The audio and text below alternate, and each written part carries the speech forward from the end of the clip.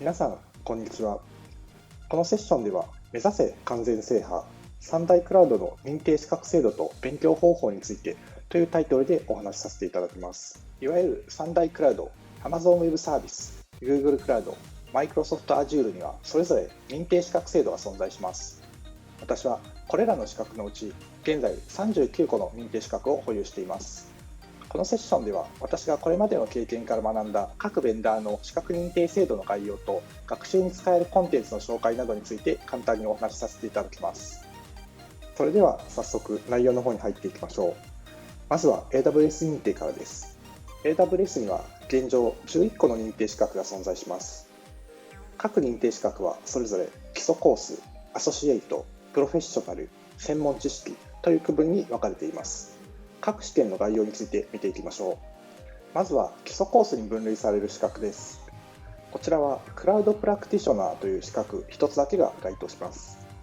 こちらの資格については、クラウドへの理解と基礎的な AWS の知識を認定する資格となっており、どちらかというと営業さんなど非エンジニア職の方にお勧めしたい資格となっています。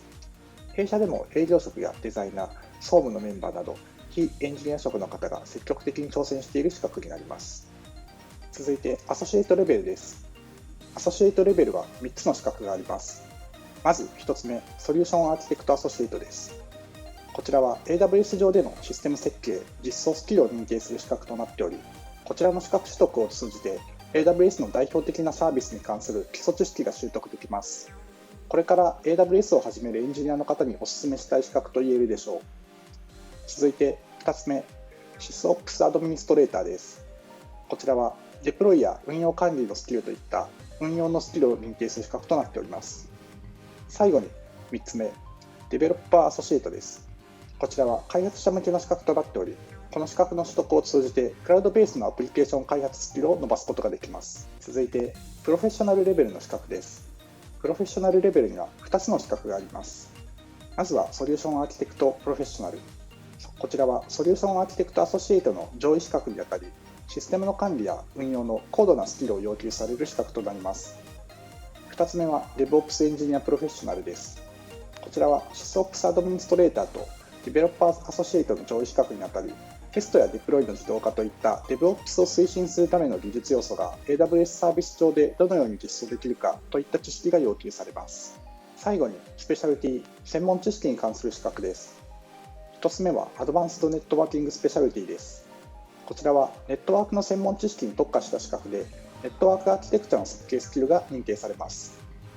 2つ目はセキュリティの専門知識が問われるセキュリティスペシャリティです。AWS 上のワークロードの方について専門知識が必要になります。3つ目はマシンラーニングスペシャリティです。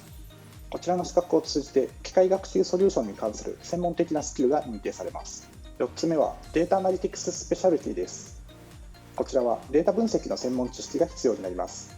最後にデータベーススペシャリティ。AWS には RDB や各種 NoSQL など様々な種類のデータベースサービスが存在しますが、この資格取得を通じ、各種データベースサービスを使い分けて最適なデータベースソリューションを選択できるようになります。専門知識に関する資格について少し補足しておきます。現在有効な認定資格は先ほど紹介した5種類ですが、実は以前にはもう2つの資格がありました。1つ目はビッグデータスペシャリティで、データアナリティクススペシャリティの前身という位置づけになります。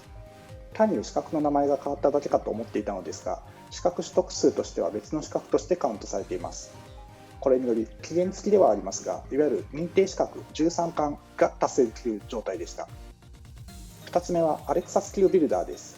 こちらは Alexa に関する専門知識を認定する資格で、後継の資格は特にありません。純粋に廃止された資格と言えるでしょう。ネットで情報収集すると、これら2つの資格について解説している情報も見つかりますが、新たに受験することはできないので、過去の経緯として存在だけ知っていれば良いでしょう。さらに今後新たな資格として SAP on AWS スペシャリティが追加されることも決定しています。こちらは AWS 上での SAP のワークロードを設計、実装、移行、運用するスキルを認定する資格となっており、2022年の第2クォーターに正式リリースが予定されています。AWS 認定の受験方法について少し説明しておきます。まず AWS アカウントとは別に AWS 認定アカウントの作成が必要になるのでご注意ください。実際の試験受験にはプロバイダーである Pearson VUE もしくは PSI を利用することになります。プロバイダーによってテストセンターの数や場所が異なりますので、自分の家から最寄りのテストセンターを調べておくと良いでしょう。また、テストセンターはプロバイダーが直接運営しているわけではありません。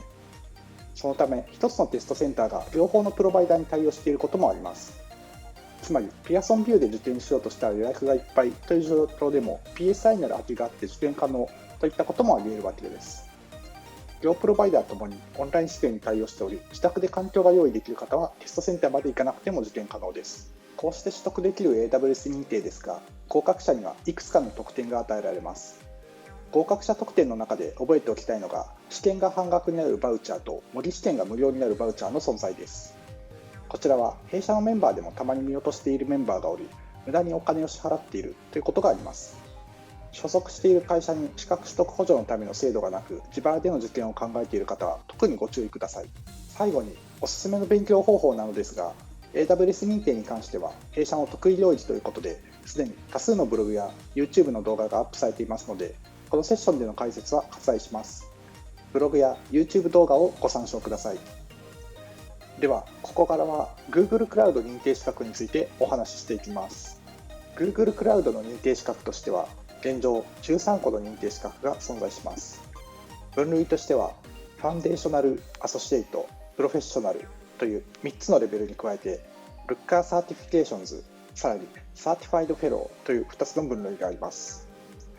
ルッカーサーティフィケーションズはその名の通り、ルッカーに関する認定資格で、Google クラウドの認定資格に分類されてはいますが、他の資格とはかなり経路が違います。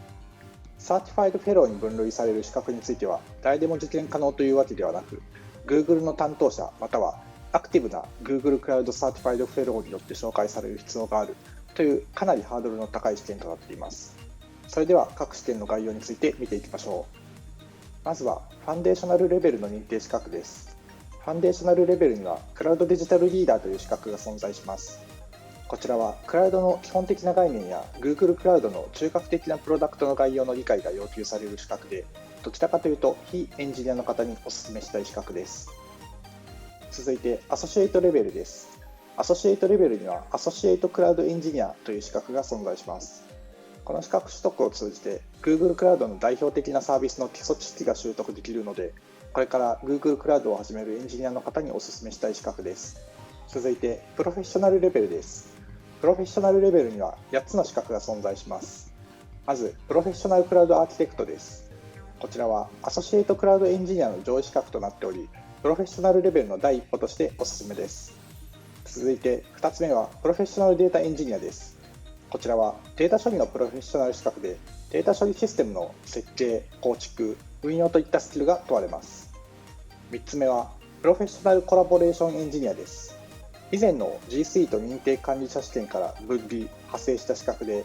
Google クラウドプラットフォームではなく Google ワークスペースのスキルが問われます。Google ワークスペース導入企業の上司の方に特にお勧めしたい資格です。4つ目は開発者向けのプロフェッショナル資格であるプロフェッショナルクラウドディベロッパーです。Google 推奨の方法でスケーラブルで可用性の高いアプリケーションを構築するスキルが要求されます。5つ目はセキュリティに関する資格、プロフェッショナルクラウドセキュリティエンジニアです。安全なインフラを設計、開発、管理するスキルが要求されます。6つ目はプロフェッショナルクラウドネットワークエンジニア、ネットワークアーキテクチャを実装、管理するスキルが要求されます。7個目はプロフェッショナルクラウドデブオプスエンジニアです。こちらの視点は DevOps というよりも SRE のプロフェッショナル資格と考えておいた方が良いかもしれません。サービスのデプロイ、モニタリング、インシデント管理等のスキルが要求されます。最後に8つ目、機械学習に関するプロフェッショナル資格であるプロフェッショナルマシンラーニングエンジニアです。ML モデルの設計、ビルド等に関するスキルが要求されます。ルッカー認定資格についても少し紹介しておきます。ルッカーというのはもともとデータアナリティクスのスタートアップ企業およびそのルッカー社が提供する BI ツールサービスのことです。ルッカーは2019年に Google に買収されており、現在ルッカーは Google クラウドプラットフォームの一員となっています。そのためルッカー認定資格も Google クラウド認定資格の一員となっています。弊社メンバーにもルッカー認定資格の合格者がおり、いくつかブログも書かれているので、よければ参考にしてみてください。最後にサーティファイドフェローです。現状、サーティファイドフェローに分類される資格はハイブリッドマルチクラウドという資格があります。これは ANSOS と Google クラウドを使用して技術ソリューションに変換できるユーザーを認定する資格となっております。誰でも受験できるような資格ではなく、Google の担当者またはアクティブな Google クラウドサーティファイドフェローの紹介が必要になるのでご注意ください。Google クラウド認定資格の受験方法について紹介します。Google クラウド認定資格の受験には、クリテリオンが提供する Web アセッサーを利用します。テストセンター受験だけでなく、オンラインにも対応しています。テストセンターを利用される場合、クリテリオンに対応した試験会場が少なめなことにご注意ください。また、英語試験の受験にも注意が必要です。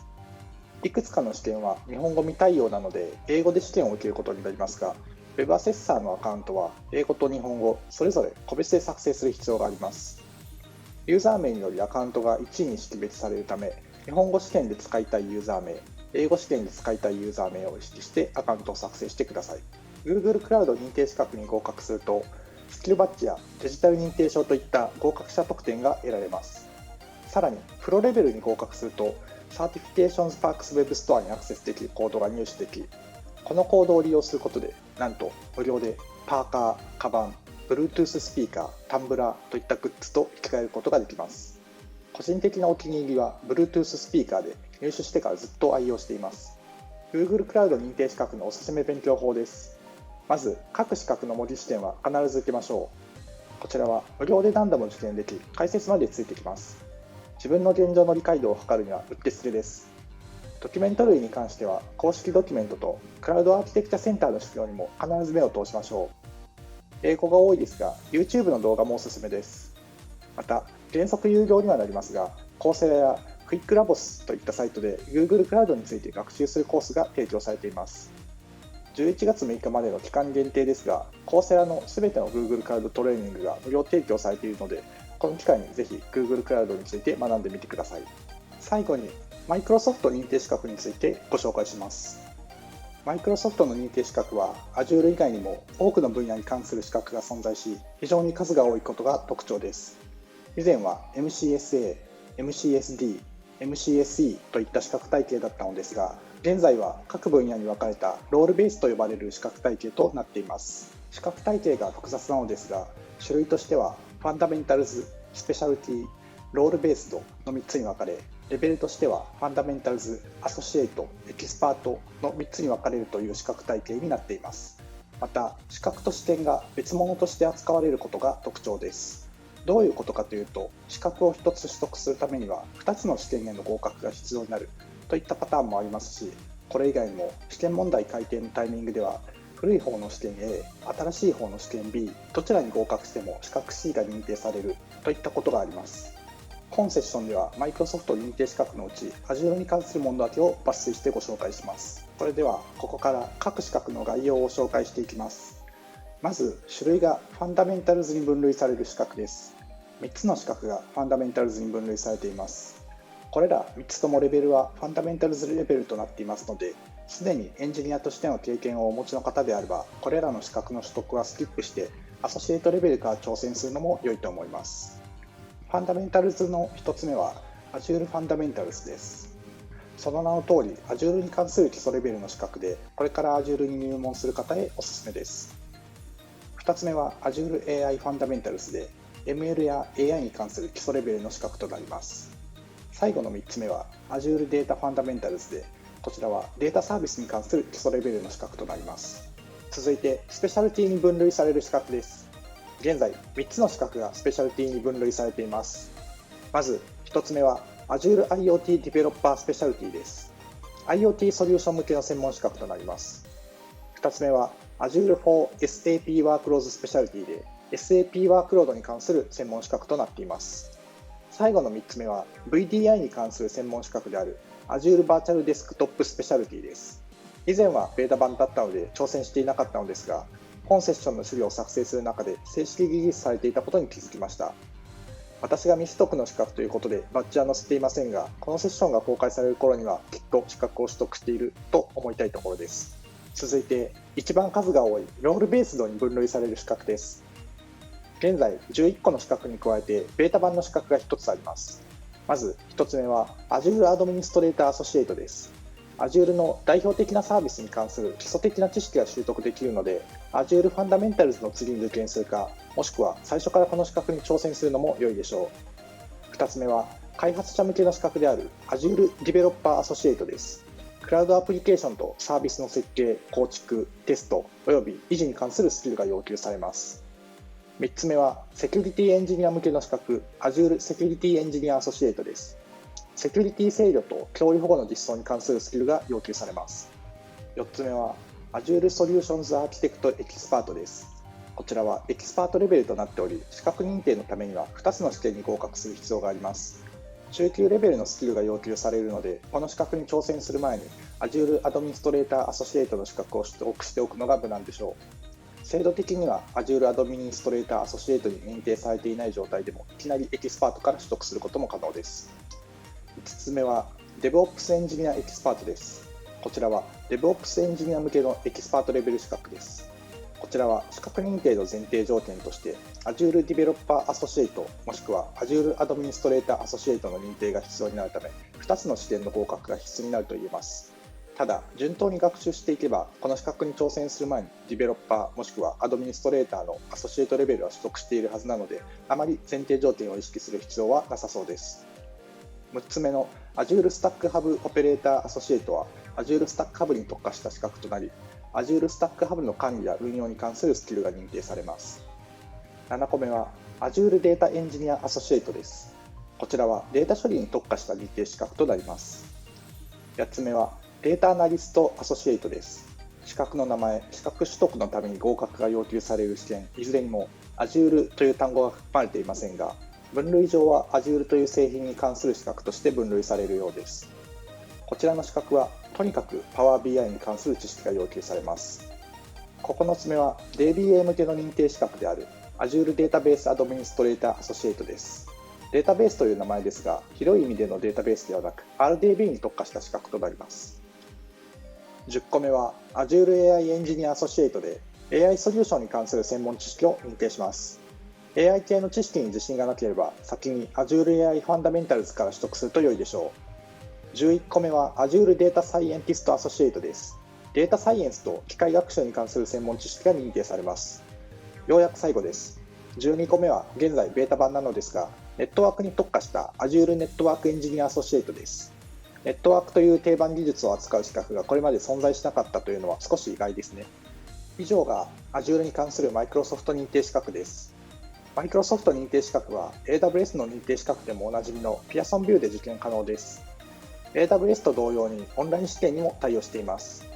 Microsoft の試験は日本語へのローカライズ対応が非常に早いという特徴がありますが、試験中に問題ごとに英語と日本語の表示を切り替えることも可能です。問題文の意味がよくわからない場合は、一度英語表示に切り替えてみるのも良いかもしれません。これらの資格を取得した際の合格者特典としては、証明書やデジタルバッジといったものが用意されています。これらの資格を取得するにあたってのおすすめの勉強方法について紹介しておきます。まず最初におすすめしたいのが Microsoft Learn、通称 MS Learn です。こちらのサイトは Azure や Microsoft 製品に限らず様々な学習コンテンツを提供してくれているサイトです。Azure のサービスについて学ぶためのコンテンツも用意されており、チュートリアルを実施するために無料で Azure 環境が一時利用できるサンドボックス環境が利用できるのが最大のメリットだと考えます。MS Learn 以外だと公式ドキュメントや YouTube の動画をチェックしておくと良いでしょう。MS Learn の画面イメージはこちらです。製品やロール、レベルなどを指定してコンテンツを絞り込めるので、取得したい資格の対象領域に合わせて適切なコンテンツを選択しましょう。最後に、すべての試験、資格に共通して言えるコツについてお話ししておきます。まず、試験にどういう問題が出るかは各ベンダーが公表しています。この試験範囲に関する資料には必ず目を通しましょう。ネットで調べて出てくる情報を鵜呑みにするのも危険です。過去のある時点では正しかった情報でも試験範囲自体が見直されていたり、記述の流度がより詳細に変わっていたりといったことが起こり得るため、必ず最新の公式の情報をチェックするようにしてください。英語の情報しかない場合など、ついつい日本語のブログなどをチェックして満足してしまうことがありますが、頑張って英語の公式情報に目を通しましょう。それから公式ドキュメントをしっかり読み込みましょう。試験の回答は必ず公式ドキュメントのどこかに記載されています。めんどくさがらずにしっかり時間を割きましょう。そうすることで資格取得だけではなく実務にも生きてくるはずです。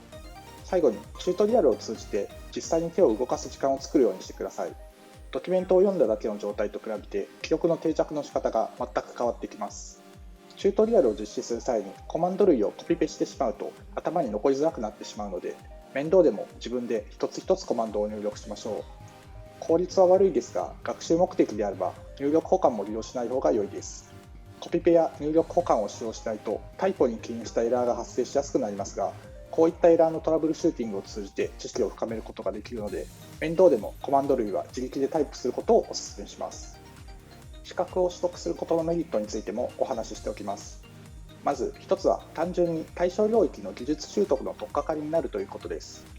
認定資格というのは対象領域の知識を網羅的・効率的に習得するにはどうすればよいかということを各ベンダーが考えて制度設計したものになります。闇雲に勉強するよりもベンダーが提供してくれるラーニングパスに乗っかることで効率よく技術習得することが期待できます。次にチャンスが巡ってきやすくなるというメリットがあると考えます。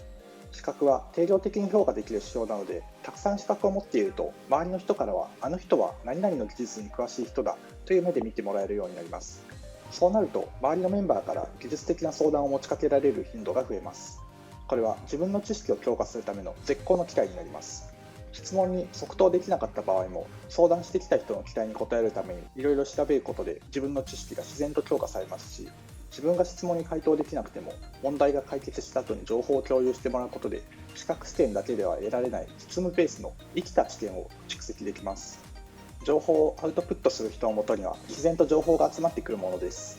最初は単に資格を取得して詳しい人のふりをしているだけだったのが、いつの間にか実務ベースのナレッジを多数身につけた本当に詳しい人に成長しているというのはよくあるパターンだと思います。セッションの内容は以上となります。ぜひ皆さんも完全制覇を目指して挑戦してみてください。